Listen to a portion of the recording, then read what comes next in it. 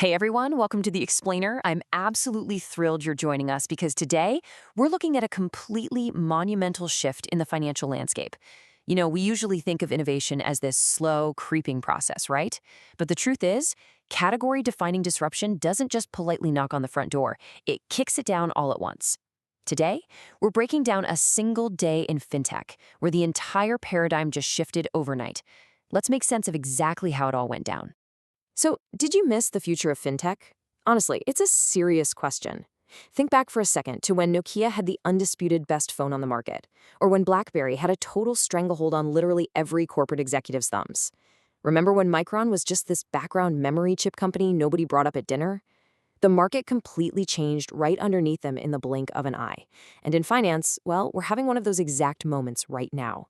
Disruption happens incredibly fast, and if you blink, you might just miss the new reality. Okay, let's dive into this. In the past, legacy tech was disrupted pretty slowly.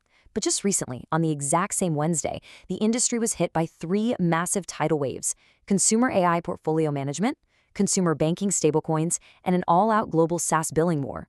Guys, this isn't speculative. This isn't some 5-year roadmap on a whiteboard. This all materialized on the exact same day, completely rewriting the rules of what consumer and enterprise finance actually looks like. So here's our roadmap for today. We've got three massive industry shifts to cover. Number one, Robinhood letting AI take the wheel. Number two, SoFi making US banking history. And number three, Airwallex crashing Stripe's party. Let's jump right in.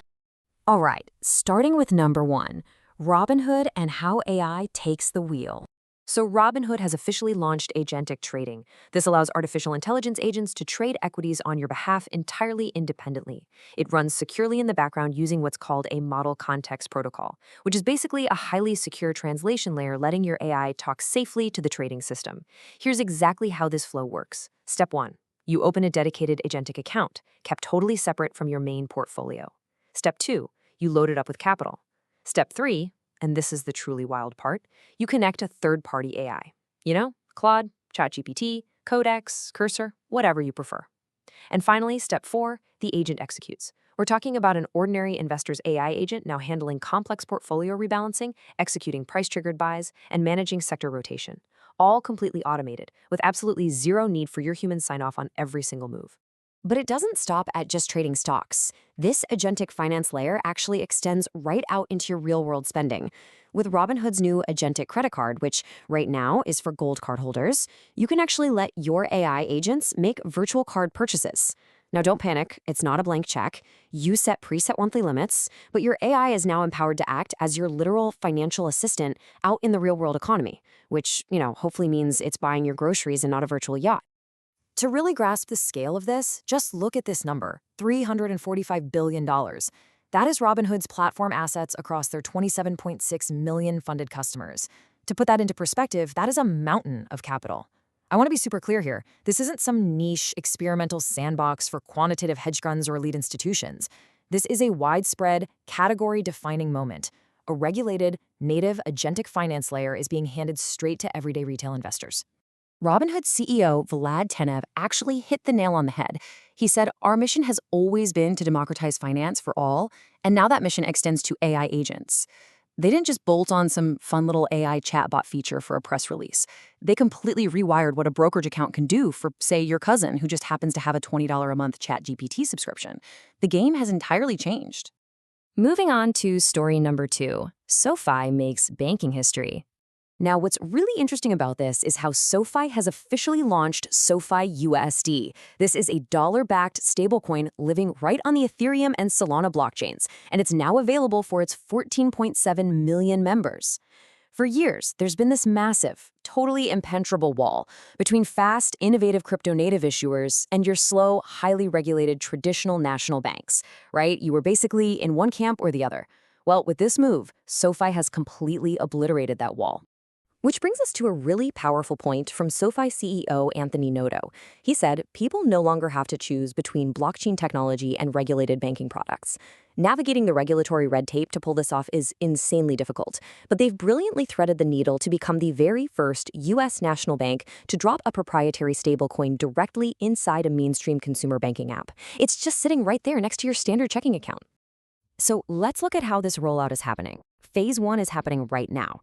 Members can buy, hold, and convert SoFiUSD perfectly one-to-one for US dollars. But what's coming in the next few weeks is just staggering. We're talking interest-earning tokenized deposits with actual FDIC coverage, 24/7 cross-border transfers using blockchain rails, and an institutional exchange listing with their partner, Bullish. Think about that for a second. This is literally the Nokia to smartphone shift for the entire banking industry, and SoFi is positioning itself to be the smartphone. And the timing here? It's incredibly strategic. Back in July, the Genius Act provided the very first real legal framework for stablecoins, while broader clarity is still kind of working its way through Congress. This perfectly illustrates why SoFi's move is so powerful. Even though their stock might be down around 39% year to date, their national banking charter allows them to legally pay interest on these deposits in ways that standard crypto-native issuers simply cannot do. It's a massive structural advantage, and honestly, the most consequential move they've made since securing that banking charter. And finally, story number 3. Airwallex crashes Stripe's party. According to a recent Fortune exclusive, Melbourne-based Airwallex is absolutely crashing Stripe's party. They're launching a comprehensive, free global billing product that lets businesses generate invoices, track software usage, and manage subscriptions all over the world. And when you peek at their business model, you see exactly where they're headed. Payments, which is, what we typically associate with these kinds of platforms, now only accounts for 30% of Airwallex's revenue. The other 70%, that's coming from their full-stack enterprise finance suite. CEO Jack Zhang has quietly but very aggressively expanded this company way beyond just being a simple checkout provider. To really understand the turf war happening right now, you have to look at these valuations side by side. On one hand, you have Stripe, the undeniable Goliath of the industry, sitting at a massive $159 billion valuation. And on the other side, you have Airwallex, the hungry challenger, at an $8 billion valuation. This is a total classic David versus Goliath setup in the B2B finance space. But the thing is, David just showed up heavily armed. So what exactly is their strategy? Well, Airwallex's chief product officer, Shannon Scott, points out that their true advantage is their global edge. We're talking deep international breadth combined with a really hard, aggressive push directly into North America and Europe. And those are the historical strongholds of giants like Stripe and Ramp, who, by the way, is reportedly out there raising capital at a $40 billion valuation right now. Airwallex isn't shying away. They are taking the fight directly to their backyards. So the crucial point is this: the shrinking white space. The white space in fintech is shrinking, and it's shrinking fast. The old, rigid boundaries between your traditional brokerage, your national bank, artificial intelligence, and crypto, they've completely dissolved. Just look at the sheer density of this convergence. Number 1, AI agents are now autonomously trading your stocks on regulated brokerages. Number 2, a U.S. national bank just put a compliant dollar-backed stablecoin directly in your pocket.